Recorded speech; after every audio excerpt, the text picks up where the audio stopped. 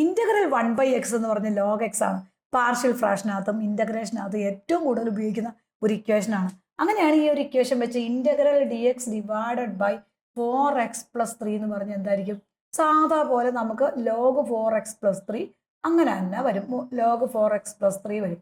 പിന്നെ അവിടെയും എന്ത് വരും മക്കളെ? ഈ എക്സിന്റെ കോഎഫിഷ്യന്റ് അവിടെ 1/4 വരും. ദെൻ അനദർ എക്സാമ്പിൾ നോക്കാം. Integral dx divided by 2x+4 ആണെന്ന് വെച്ചോ.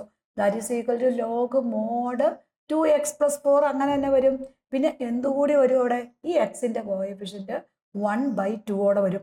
ദെൻ അനദർ എക്സാമ്പിൾ നോക്കാം. Integral dx divided by 1+x ആണ്. That is equal to log mod 1+x വരും. അവിടെ എക്സിന്റെ കോഎഫിഷ്യന്റ് എന്താ?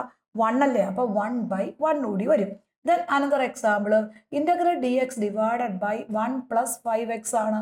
അപ്പൊ that is equal to log mod 1+5x വരും. പിന്നെ അവിടെ എന്തുകൂടി വരും മക്കളെ? ഈ എക്സിന്റെ കോഎഫിഷ്യന്റ് ആയ 1/5 എന്നും കൂടി വരും.